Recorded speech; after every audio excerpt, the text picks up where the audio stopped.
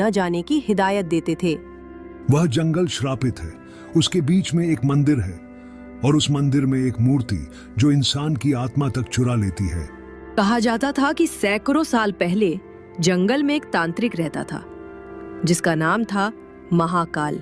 उसने अपनी तांत्रिक साधना से एक मूर्ति बनाई थी जिसमें उसने अपनी सारी शक्तियां समाहित कर दी थी। लेकिन उस मूर्ति में एक भयानक श्राप भी था। जो कोई भी उसे अपने स्वार्थ के लिए इस्तेमाल करता, उसे ऐसी मृत्यु मिलती थी जिसकी कल्पना भी नहीं की जा सकती। महाकाल की मृत्यु के बाद मूर्ति मंदिर में रख दी गई और तब से कोई भी उस मंदिर के पास जाने की हिम्मत नहीं करता। पिछले कुछ हफ्तों से गांव में अजीब घटनाएं हो रही थीं। रात को जंगल से चीखें सुनाई देती थीं और सुबह मंदिर के पास खून के धब्बे दिखते थे। गांव के मुखिया रामलाल ने एक शाम बरगद के पेड़ के नीचे सभा बुलाई। उनकी आवाज में डर और गुस्सा दोनों थे। भाइयों, यह सब और नहीं चलेगा, हमें कुछ करना होगा। जंगल का रहस्य अब हमारे गांव को निगल रहा है। गांव वालों में खुसुर फुसुर शुरू हो गई। कुछ लोग डर से कांप रहे थे तो कुछ उत्सुक थे।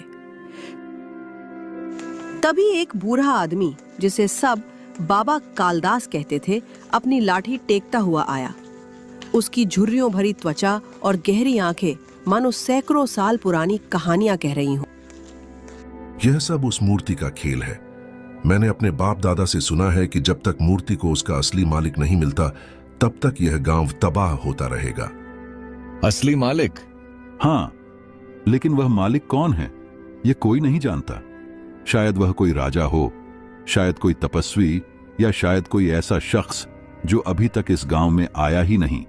ये सुनकर गांव वालों का डर और बढ़ गया। कुछ ने कहा कि ये सब बकवास है, तो कुछ ने माना कि मूर्ति का श्राप सच है। आखिरकार रामलाल ने फैसला किया कि वे पास के किले में रहने वाले राजा विक्रमादित्य से मदद मांगेंगे। राजा विक्रमादित्य अपनी बुद्धिमानी, साहस और न्यायप्रियता के लिए पूरे राज्य में मशहूर थे। लेकिन गांव वालों को ये नहीं पता था कि इस कहानी में धोखे का पहला पर्दा अभी उठना बाकी था। जंगल से आने वाली चीखों का राज क्या है? क्या वाकई मूर्ति श्रापित है या ये कोई साजिश है? बाबा कालदास ने मूर्ति के असली मालिक की बात कही, लेकिन उसने ये नहीं बताया कि वो कई साल पहले उस मंदिर में जा चुका है और वहां से कुछ चुरा लाया था, एक लाल पत्थर जो मूर्ति की आंख में जड़ा था।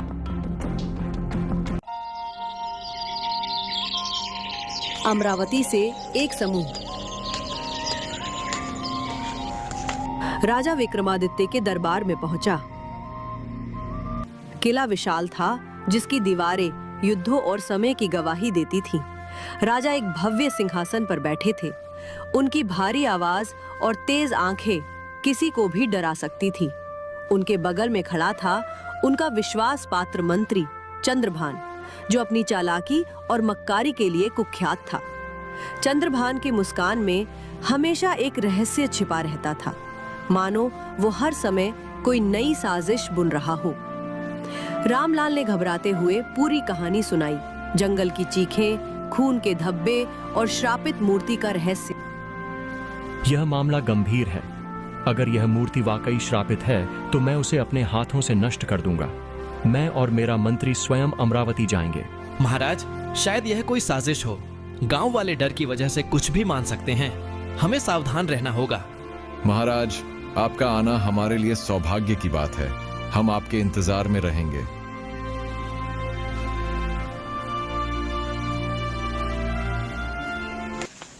उसी रात जब गांव वाले अपने घरों को लौट रहे थे, चंद्रभान ने चुपके से एक गांव वाले मंगल से मुलाकात की।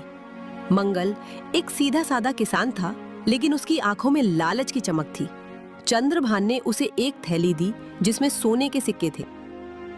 मंगल, तुम गांव के हर राज से वाकिफ हो। मुझे वह सब बताओ जो गांव वाले राजा से छुपा रहे हैं। और हाँ, यह थैली तुम्हारी है। मंत्री जी, गांव में एक पुराना पत्र है जो बाबा कालदास के पास है। उसमें मूर्ति का रहस्य लिखा है, लेकिन बाबा किसी को नहीं बताते।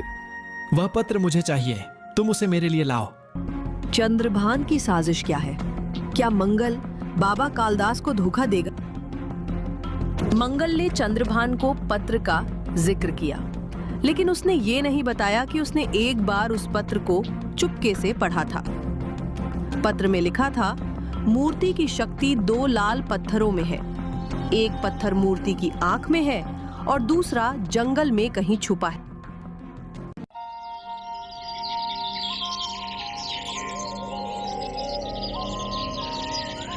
अगले दिन राजा विक्रमादित्य और चंद्रभान अमरावती पहुंचे।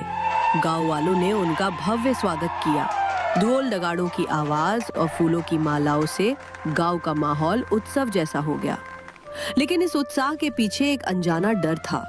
राजा ने बरगद के पेड़ के नीचे एक सभा बुलाई। हम जंगल का रहस्य जरूर खोलेंगे, लेकिन हमें तुम सबका सहयोग चाहिए। कोई भी बात छुपाने की कोशिश ना करे। तभी बाबा कालदास आए। उनकी आंखों में एक अजीब चमक थी। उन्होंने राजा को एक पुराना फटा हुआ नक्शा दिखाया। यह नक्शा मेरे पास कई सालों से है। यह मंदिर का नक्शा है और मूर्ति तक जाने का रास्ता। लेकिन मैं चेतावनी देता हूं, इस रास्ते पर चलने वाला इंसान अपनी जान जोखिम में डालता है। राजा ने नक्शा लिया और उसे ध्यान से देखा। नक्शे में जंगल के रास्ते, नदियां और मंदिर का स्थान अंकित था, लेकिन कुछ जगहों पर अजीब निशान थे जिनका मतलब समझ नहीं आ रहा था। महाराज, यह नक्शा बहुत पुराना है, शायद यह गलत हो। हमें बाबा पर भरोसा करने से पहले सोचना चाहिए। मंत्री जी, तुम्हारी जुबान तेज है, लेकिन तुम्हारे इरादे साफ नहीं। बाबा, हमें आपकी मदद चाहिए। आप हमारे साथ चलेंगे। चंद्रभान, तुम भी मेरे साथ रहोगे। और हाँ, गांव से 2 लोग हमारे साथ जाएंगे। रामलाल ने 2 गांव वालों मंगल और श्याम को चुना। मंगल वही था जिसने चंद्रभान से सिक्के लिए थे।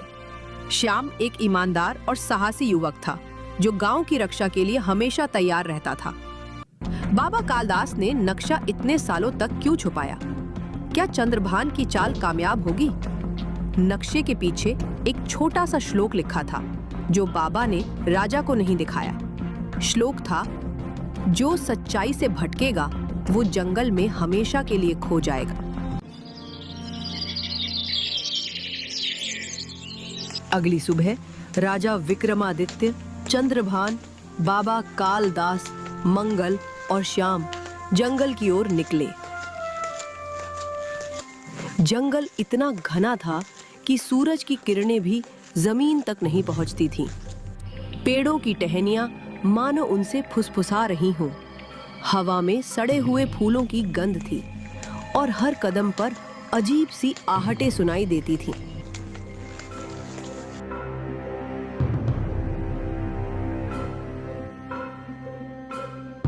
हमें पहले नदी के किनारे जाना होगा। वहां एक पुराना रस्सी का पुल है, लेकिन सावधान, वह पुल कमजोर है।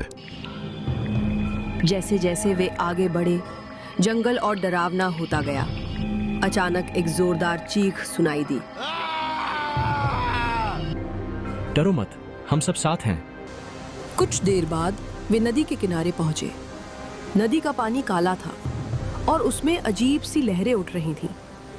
वहां एक पुराना जर्जर रस्सी का पुल था जो हवा में हिल रहा था। महाराज, यह पुल सुरक्षित नहीं लगता। शायद हमें कोई और रास्ता ढूंढना चाहिए। नहीं, हम पीछे नहीं हटेंगे। मैं पहले जाऊंगा। जैसे ही राजा ने पुल पर कदम रखा, एक जोरदार आवाज आई और पुल डगमगाने लगा। सबकी सांसें थम गईं। राजा ने हिम्मत दिखाई और धीरे धीरे दूसरी तरफ पहुंच गए।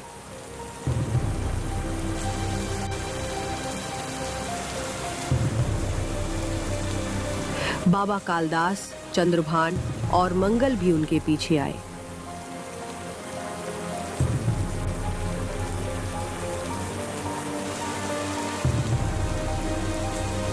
लेकिन जैसे ही श्याम ने आखिरी कदम रखा, पुल की रस्सी टूट गई और वो नदी में गिर गया।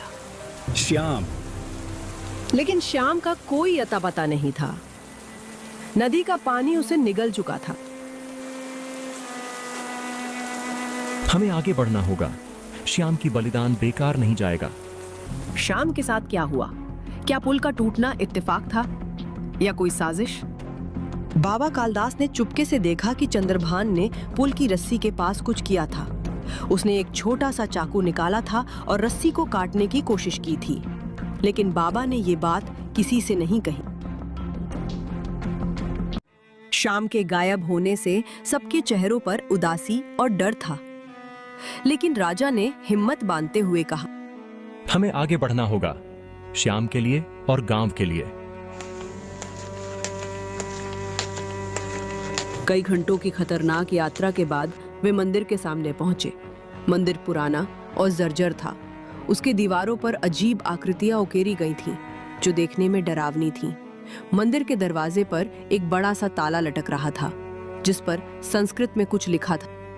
जो सच्चे मन से आएगा वही इस दरवाजे को खोल सकता है, लेकिन सावधान, यहाँ हर कदम पर धोखा है। मैं यह दरवाजा खोलूंगा। महाराज, शायद यह कोई जाल हो। मुझे लगता है हमें पहले सोचना चाहिए।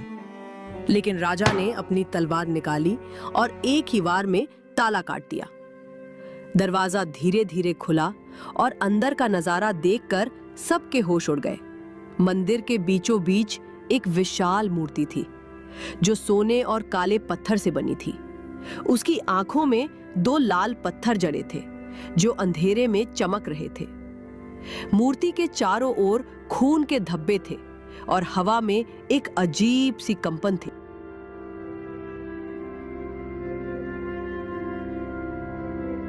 महाराज, यह वही मूर्ति है। यह श्रापित है। हमें यहाँ से भागना चाहिए। नहीं, हम यहां तक आए हैं, अब पीछे नहीं हटेंगे। इस मूर्ति को छूने से पहले हमें 3 पहेलियां सुलझानी होंगी। हर पहेली का जवाब गलत हुआ तो हम सब मर जाएंगे। पहेलिया क्या है? क्या राजा और उसका दल उन्हें सुलझा पाएगा? चंद्रभान ने मूर्ति की आंखों में जड़े लाल पत्थरों को देखकर अपनी जेब में हाथ डाला, जहां एक ऐसा ही लाल पत्थर था। उसने सोचा, ये पत्थर मेरे पास कैसे आया? क्या ये वही दूसरा पत्थर है जिसका जिक्र पत्र में था? मंदिर की दीवार पर एक श्लोक लिखा था। बाबा कालदास ने उसे पढ़ा और बोले, जो सच्चाई को देखे वही आगे बढ़े। जो झूठ का सहारा लेगा वह हमेशा के लिए अंधेरे में खो जाएगा। पहली पहेली यह है, मंदिर में 3 रास्ते हैं। एक रास्ता मूर्ति तक जाता है, एक रास्ता खजाने तक और एक रास्ता मौत तक। तुम्हें सही रास्ता चुनना है, लेकिन सावधान, हर रास्ते पर एक धोखा है। राजा ने मंदिर के अंदर देखा। 3 अंधेरे रास्ते थे। पहला रास्ता सुनहरा था, जिसकी दीवारें सोने से चमक रही थी। दूसरा रास्ता काले पत्थरों से बना था, जो ठंडा और डरावना लगता था। तीसरा रास्ता लाल मिट्टी से ढका था, जिसमें खून जैसी गंध आ रही थी।